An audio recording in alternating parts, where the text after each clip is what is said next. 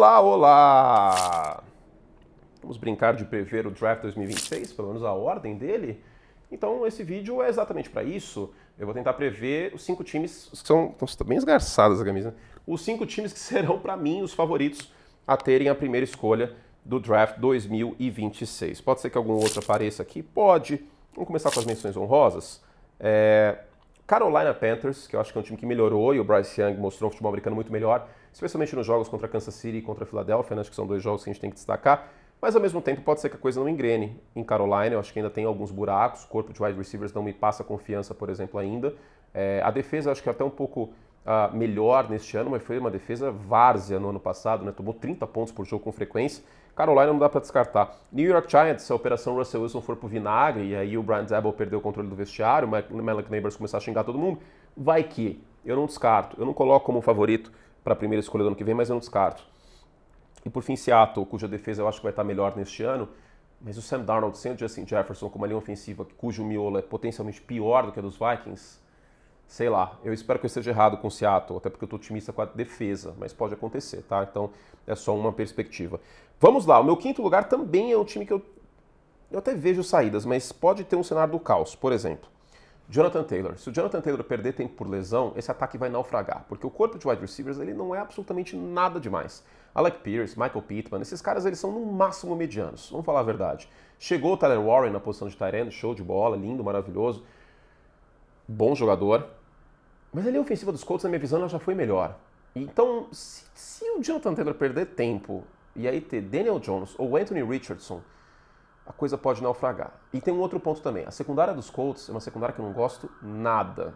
É só pegar os jogos contra Houston que vocês vão entender o que eu tô falando. De verdade, assistam os jogos contra Houston, que o negócio é feio. E o pass rush, embora tenha boas peças, acho que o Lato começou bem a carreira, tem o Quit Pay, ainda tem o DeForest Buckner, não é aquele pass rush que você olha e fala, putz, pode ser um front top 5. Enfim, Indianapolis eu acho que não dá para descartar. Quarto lugar, New York Jets. Sim, tem o fator Justin Fields ao quarterback. Mas para além disso, quem é o recebedor do time, sem contar o Garrett Wilson? Josh Reynolds, Tyler Johnson. O tight end titular é o Mason Taylor, que é calouro, né? Eu não acho que é um tight end explosivo, por assim dizer. Ele deve ser sólido na NFL, mas nada demais. E os dois offensive tackles são bem jovens, né? Olaf Fashanu, recém-draftado, e o Armand Membu deste ano, que deve jogar como right tackle, até pela experiência dele em Missouri como right tackle. Os Jets, que tem boas peças sim, sobretudo na defesa. Você ainda tem aí, por exemplo, o Sauce Gardner, que não fez um grande ano, mas tem talento. E outras peças que eu poderia aqui ficar o dia inteiro listando, sendo muito sincero, mas eu não vou ficar fazendo name dropping, não. A questão é que faltou um pouco de vergonha na cara nessa defesa dos Jets no ano passado, né? Vamos falar com português bem claro aqui. E aí, se o ataque não corresponder, será que os caras vão ficar de saco cheio de novo? Enfim, espero estar errado, mas os Jets, acho que não dá para descartar que seja top 5 do ano que vem. Não é meu favorito, mas top 5. Os meus favoritos, de verdade, para pior campanha, são os 2 primeiros. Aí eu só faço um panorama com os 5 piores. Tennessee Titans é o meu terceiro, porque houve sim chegadas na linha ofensiva, mas o Dan Moore, que torcedor de Pittsburgh não me deixa mentir, é um jogador no máximo mediano. Kevin Zeitler está uma idade mais avançada, eu não sei se é uma ausência tão grande dos Lions, para ser sincero. Até falei sobre isso no Power Ranking, mas não é a maior ausência. E o front, para além do Jeffrey Simmons, não me passa absolutamente nenhuma confiança. Lembrando que o Harold Landry, que até passou como um jogador subestimado durante bastante tempo na NFL, foi para os Patriots. A secundária, o LaGeorge Sneed não jogou nem perto do que ele jogou na época de Kansas City, e não é uma secundária com profundidade. Para além disso, o corpo de recebedores é Calvin Ridley, Van Jefferson e Tyler Lockett. Também não é aquilo tudo. E tem um quarterback calouro.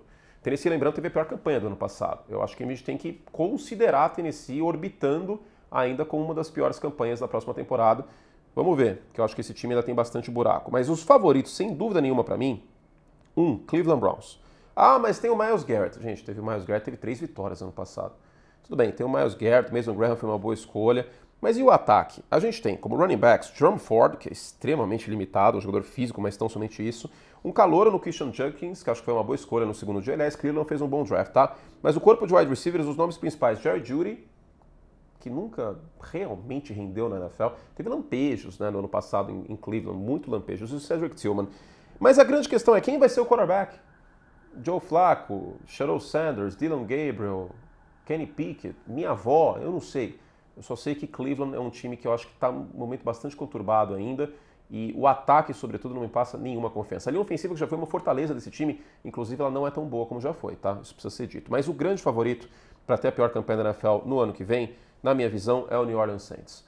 Vamos daqui a pouco falar de quarterback, mas a gente tem aqui o Trevor Penning mudando para offensive guard, que eu acho que faz mais sentido. Em tese, o Kevin Banks, que é um calouro como left tackle, e ele teve lampejos positivos e muito tempo para melhorar alguns aspectos na carreira universitária em Texas e não melhorou. Do lado direito, o Fuaga deve ser o outro offensive tackle, então uma dupla jovem que pode dar problemas para o quarterback, seja ele quem for. O Alvin Kamara, gente, o Alvin Kamara a gente está em 2025, ele foi draftado em 2017. Não é um jogador que já foi. E a defesa é o grande ponto. O Cam Jordan vai ter 36 anos nessa temporada. Para além dele, o outro apreciador de passe é o Chase Young, que, bom, não foi o jogador que a gente esperava quando ele foi escolhido no top 5 do draft, né, em 2019. E a secundária também tem algumas peças que não me passam muita confiança. Então, para ser muito sincero, eu tenho muito pé atrás do Saints. E para piorar, a gente tem talvez a pior sala de quarterbacks da NFL com o Tyler Shough, que, tudo bem, tem idade e tal, mas teve só um ano titular em Louisville, e é um jogador extremamente propenso a ser kamikaze e tomar decisões equivocadas, hero ball, e o Spencer Rattler, que também não fez muita coisa quando entrou em campo na NFL. Então, só falta a cereja do bolo. E a cereja do bolo é que o Saints joga numa divisão que está melhor em relação ao ano passado. Para mim, os Bucks são um time melhor, os Falcons são um time melhor, finalmente draftou pass rusher, inclusive. Os Panthers também são um time melhor. Hoje, New Orleans é o pior time da divisão no papel, e os Saints pegam a NFC West.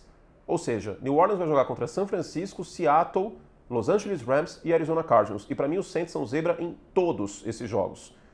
Aí fica complicado. Enfim, chegou a conta do Mickey Loomis, né? É isso. Pode ser que eu erre, pode ser que falta alguém aqui, vamos ver. Daqui um ano a gente volta nesse vídeo. Vamos fazer assim? Vamos fazer esse combinado? Pra eu dar risada na minha cara do que eu errei e você, torcedor de algum desses times aqui, falar: tá vendo? Curte burro? Não sabe nada? Enfim, é isso, é só uma especulação. E em junho a gente pode fazer isso e a gente se diverte, né? Um beijo carinhoso para todos vocês, a gente volta com muito mais conteúdo. Eu estou de férias, tá? Até o dia 15, a menos que role uma breaking news aí, Aaron Rodgers finalmente assina com os Steelers. Ele vai escolher o pior momento possível para fazer isso. Tipo, um domingo na hora da Fórmula 1. Eu tenho certeza absoluta que o Aaron Rodgers ele vai, de algum jeito, destruir o final de semana meu. Eu tenho certeza. Certeza. Eu deveria, inclusive, que nem jornal deixa o obituário pronto, eu deveria deixar um vídeo pronto do Aaron Rodgers assinando com os Steelers, mas eu não vou fazer isso. O que tem pronto, que foi ao ar, inclusive, para os membros e vai aberto em breve, é um vídeo sobre o Will Howard, o outro quarterback de Pittsburgh, para além do Mason Rudolph, e que foi campeão do college com o Ohio State. Eu falo mais sobre ele. Mas quando o Aaron Rodgers assinar, aí eu faço um vídeo. Só espero que isso não seja num domingo de manhã ou numa sexta-feira à noite, né? Mas se for, tudo bem. A gente está aqui para isso, né? Nossa Senhora das Pautas abençoando, eu não posso negar e fazer um vídeo. Gente, um beijo para todos vocês. A gente volta em breve com muito mais. Tchau.